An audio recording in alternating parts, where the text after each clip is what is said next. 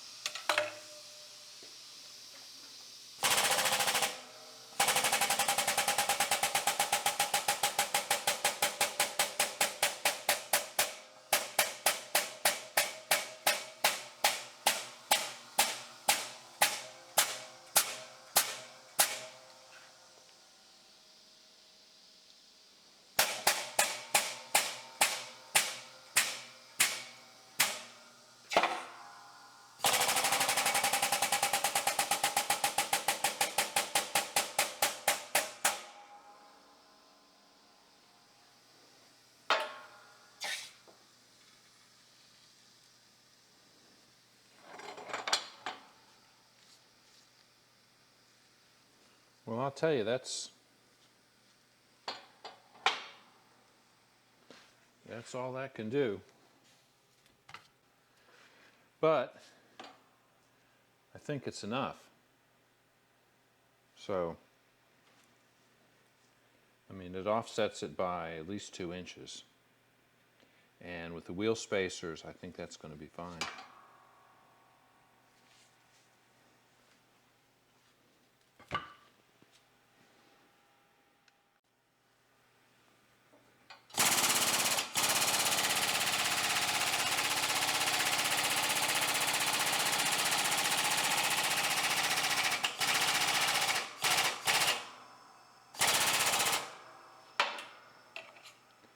I guess if I needed to bend it any more than this, I could heat it up with the oxyacetylene torch.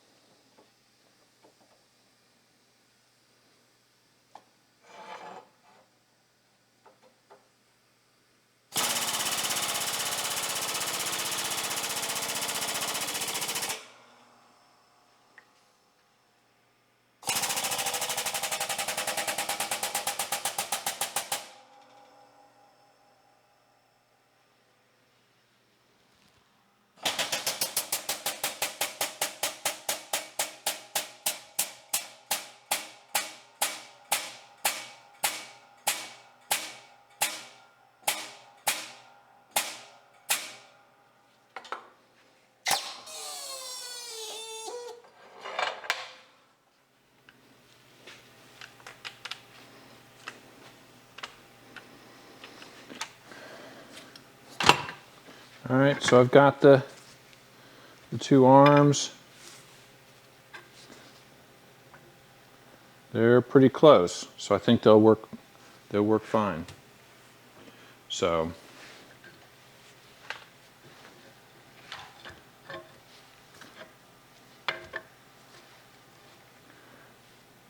mean, they don't have to be perfect, but they are pretty close. So I think that's enough bend. It's about all that press will do. I suppose I could heat it with a torch and bend it more, but I think this will be plenty.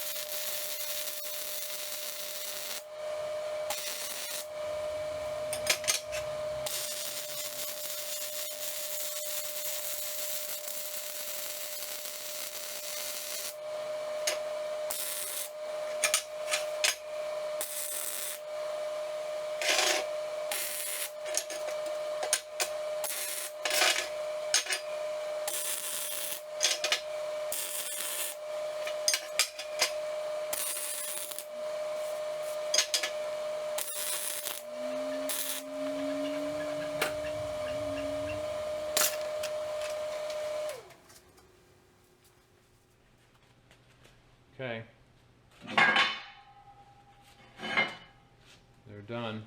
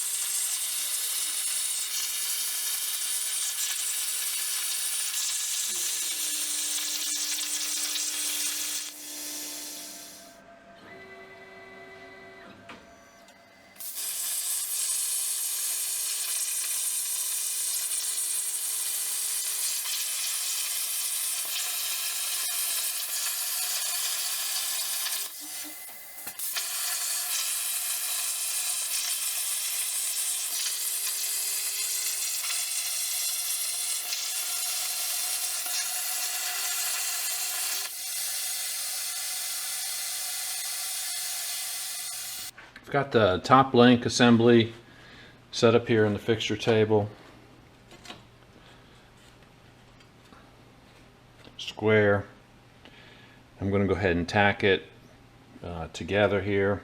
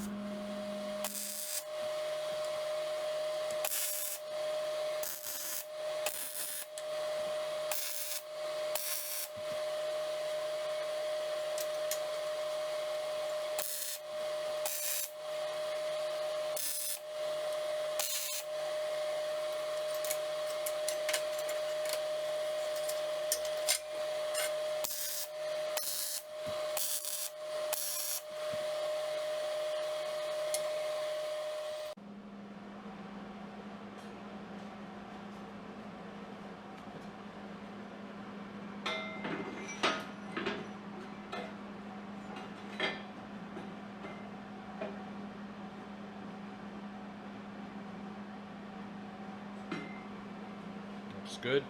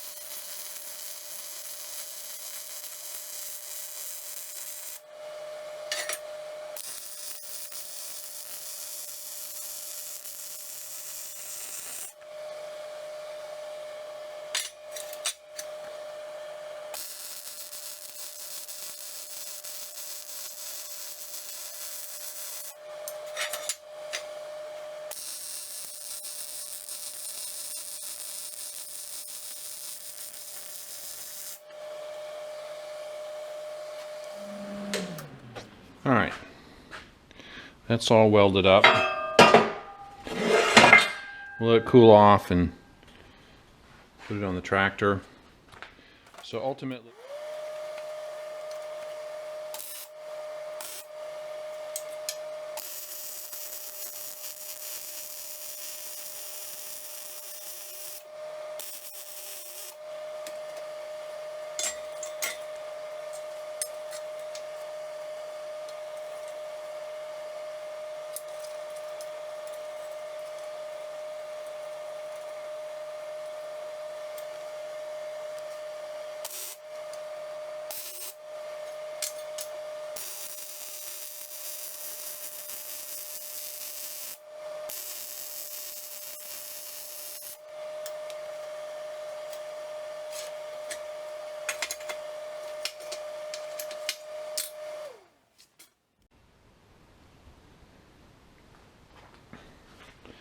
Right, so here's what the top link is going to look like with the fenders on. And I think I've got a choice here. I think what I'm going to do is, in order to have a continuous piece of round stock going all the way across in here to support the upper ends of the hydraulic cylinders, one over here and one over here, I think I'm going to raise the battery up. I have to raise the battery up about an inch, inch and a half, which means I'll probably have to raise the seat mount up, you know, a similar amount, inch and a half, which would be fine. So I'll plan on doing that to get clearance above the battery. That'll give me the strongest support for the upper ends of the lift cylinders. I mean, otherwise I have to have them as stub shafts, one on each side, in order not to interfere with the battery here. But I think I'd rather raise the battery up an inch and a half and raise the seat up. It's actually, for me, with my size, I'm 6 feet tall, you know, having a little extra leg room is actually a benefit. So, all right.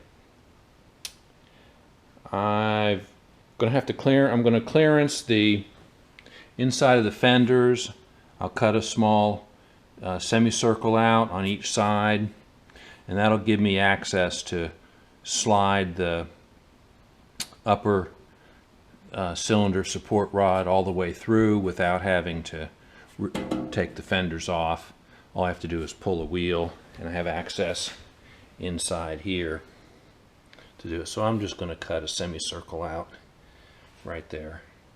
Actually, probably only need to cut, well, I'm going to cut a semicircle out so that the cylinders have a little more, I mean, they fit in there, but they don't have a lot of room to move back and forth. So I think I'm going to create a little bit of clearance there.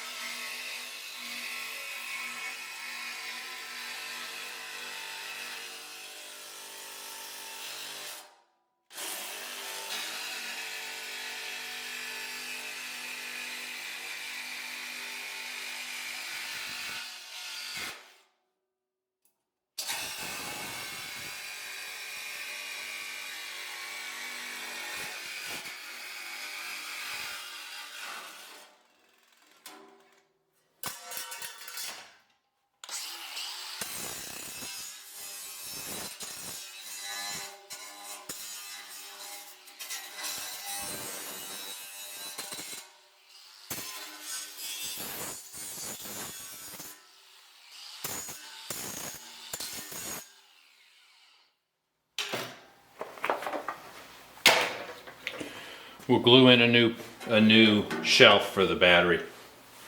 Glue in. We'll weld in a new shelf for the battery.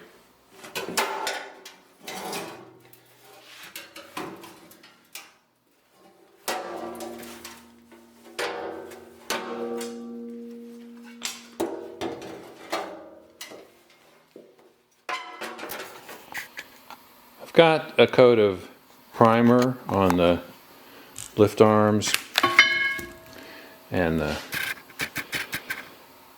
top link.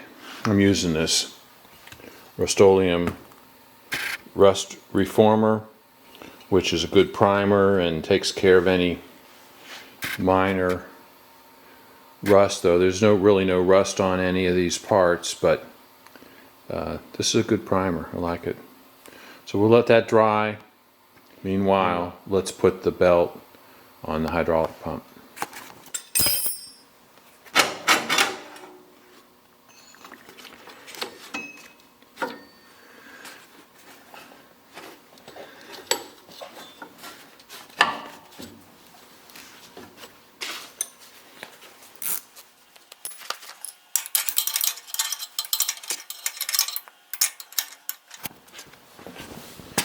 Alright, I've got the belt on here, and I think it's tensioned pretty well.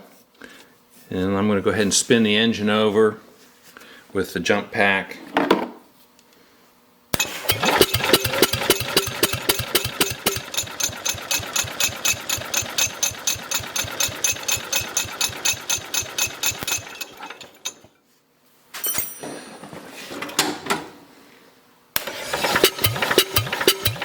Disengage the clutch.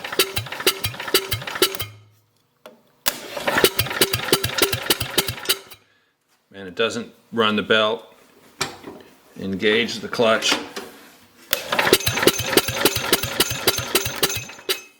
And it operates the belt.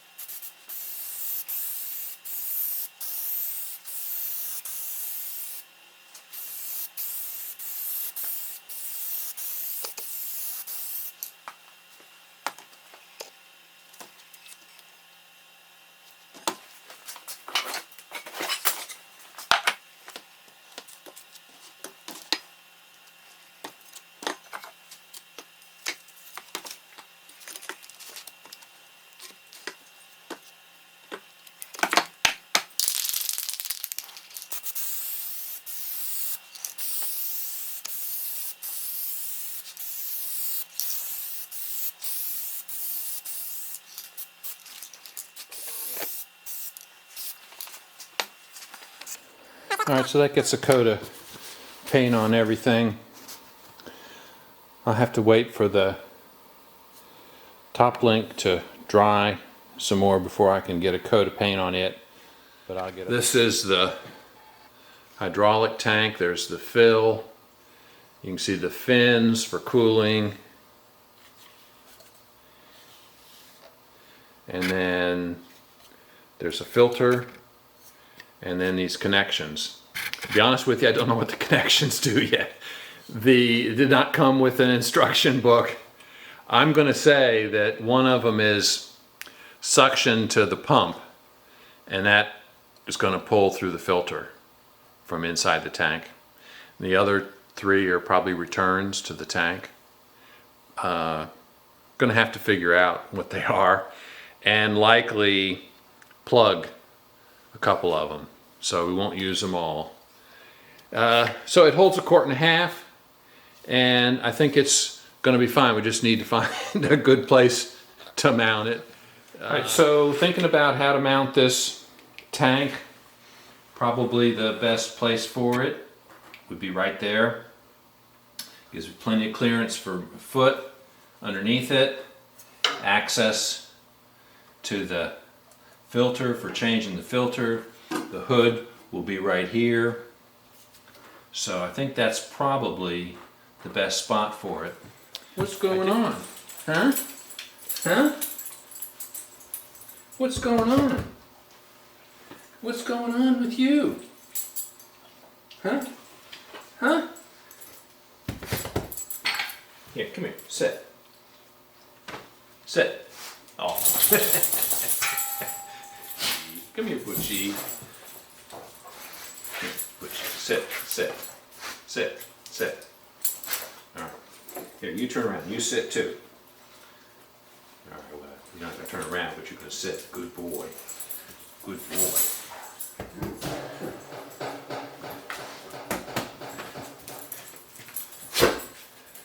Alright guys, that's it for this week. Got a lot accomplished. Got the belt on the hydraulic pump. Turned the engine over. Seems to work fine. The clutch on the PTO works. I wasn't sure. I rebuilt that when I first got this tractor, I don't know, 5-6 years ago. But it's never been used. I actually never tested it after I rebuilt it. Put a new brake on it. Anyway, it works great. So that's taken care of. I may get a belt which is like a 1/2 inch shorter to have a little more adjustment for tensioning the belt. It's pretty snug now, but it is at the end of its tension adjustment. So I'll probably do that in case the belt stretches, and actually likely to stretch a little bit. The 3-point hitch components are basically done. Paint's drying on the axle brackets and the lower lift arms, and primer's drying on the top link assembly. So I'll paint that off camera. When we come back next time, we'll be installing all that stuff for the 3-point hitch, and we do need to figure out the anti-sway chains so that when you're like on a hill, the lower arms don't hit the tires and rub against the tires, which they might. So you got to put a chain between the lower arm and there's a connection point at the underneath the transmission, so that keeps the arms from going too far one way or the other. So we'll take care of that, and then mounting the hydraulic reservoir. That's the next thing to do. We'll have to build a bracket to hold that. We'll do that. And if we get time, if we still have time, we'll start looking at mounting the hydraulic valve. That'll be up next after that. I got 2 spools, thinking 1 per hydraulic cylinder so that I can operate the 2 lower arms independently. On a normal hitch, at least all the ones I've had experience with, there is some adjustment on one of the lower arms so that you can level them if you need to, or put them out of level if you need to. I don't have that capability here since I've got hydraulic cylinders. So being able to operate those independently may be helpful. So 2 spools to do that. We'll mount the valve next to the dash, I imagine, and that's where we're headed. And then of course after that, the hydraulic hoses and get the hydraulic system up and running. We'll also need to move the battery box a little bit, raise the battery about 1.5 inches, which will cause us to need to raise the seat about 1 inch. But that's to make clearance for the lower connection point, the connection point for the top ends of the lift hydraulic cylinders. So, all right, those will be all taken care of in the next week or so, and then we're on to the bush hog. So let me know what you think of what's going on here. Always interested in your comments. Get lots of good comments, and I appreciate it. Give me a thumbs up, and subscribe if you haven't already. We'll see you guys next week.